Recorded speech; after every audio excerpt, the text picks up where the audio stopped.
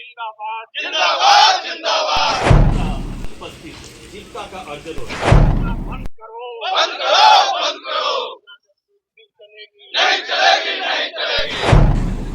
आधा टाइम आप ही ले लोग खेत खलिहानों से जंग लड़ो बेईमानों से।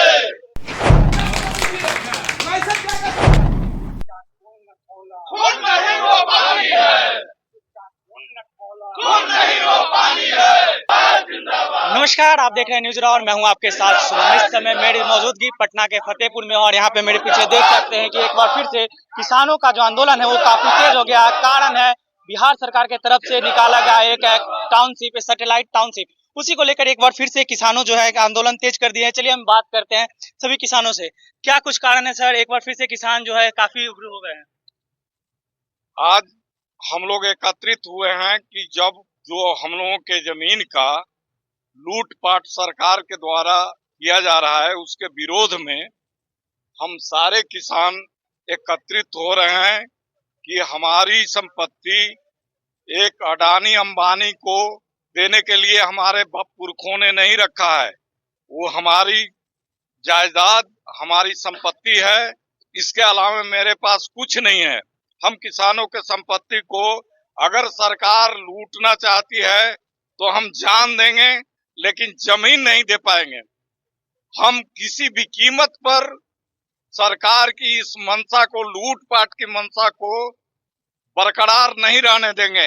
इसके लिए हम किसानों को जान भी देना पड़ेगा, तो हम जान देने के लिए बिल्कुल तैयार हैं। सर, सरकार की तरफ से कहा गया अगर कुछ आपको इमरजेंसी होती है, शादी होती है तो 4 गुना पैसा आपको दे दिया जाएगा। सरकार यह हमको मुलम्मा दे रही है।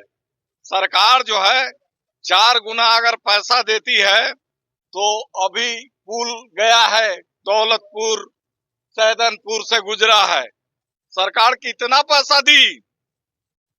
भारत माला में जो जमीन गया किसानों के, सरकार कितना पैसा दी? सरकार कहती है कि 2011 में जो इसका वैल्यू था उसका 4 गुना देंगे।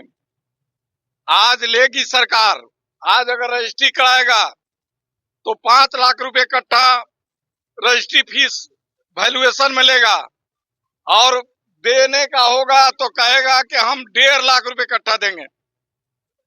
सरकार बेवकूफ बनाने का काम कर रही है। आज देखे कि हाउसिंग में बहादुरपुर गांव का लिया गया, आज तक के आप राजीव नगर में देखिए, बहादुरपुर में देखिए, उसको ले करके कोई विकास नहीं। सरकार के पास तो इतना पैसा नहीं है कि नाली भी पटना शहर के निकाल सके, जल जमाव को दूर कर सके। इतना बड़ा सिटी बनाने जा रहा है कि हर जिले में, 11 जिले में 1-1 लाख एकड़ जो सरकार एक्वायर करने की बात करती है, तो सिर्फ मुंह से बैठ करके सरकार ये काम करती है। ये प्योर हम लोगों के साथ धोखा है। हम लोग इस धोखा में पड़ने वाले नहीं हैं। क्या कुछ कहिएगा आगे, क्या कुछ आंदोलन कितना तेज होगा? आंदोलन बिना तेज किए इन निकम्मी और बहरी सरकार जो सत्ता के मद में बौराई हुई है, ये बिना आंदोलन के सुनने वाली नहीं है। और इसको सबक सिखाएंगे आंदोलन के जरिए। हम बताएंगे कि लोकतांत्रिक पद्धतियों में जो कानून बनाए गए हैं उसका अनुपालन बिना किए राज्य सत्ता में बैठा व्यक्ति तुगलकी फरमान की भूमिका में कोई भी कार्य रूप देने की योजना बनाती है, वो बिल्कुल असंवैधानिक है, अनैतिक है और गुंडागर्दी का प्रतीक है। इसलिए इसका विरोध होना चाहिए और आंदोलन लगातार चलेगा। प्रखंड से लेकर के अनुमंडल तक, जिला तक जरूरत पड़ी तो हम ताला लगा देंगे।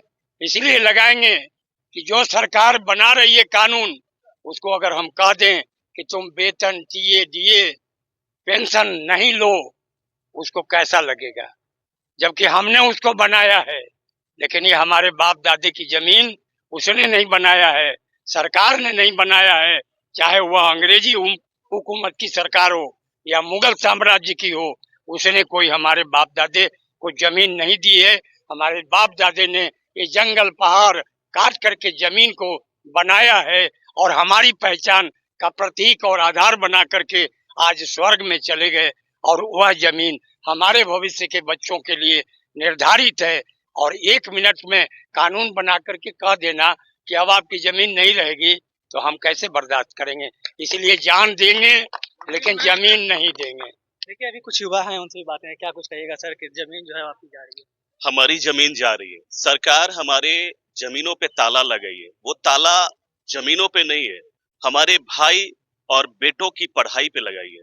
वो ताला हमारी बेटी और बहन की शादी पे लगाई है। वो ताला हमारी आपातकालीन स्थितियों पे लगाई है। हमें अपने ही घरों में कैद करके रखी है और कहती है सरकार कि आप अपने जमीन जो है अडानी अंबानी और बिजनेसमैन को कौड़ियों के भाव में दे दे।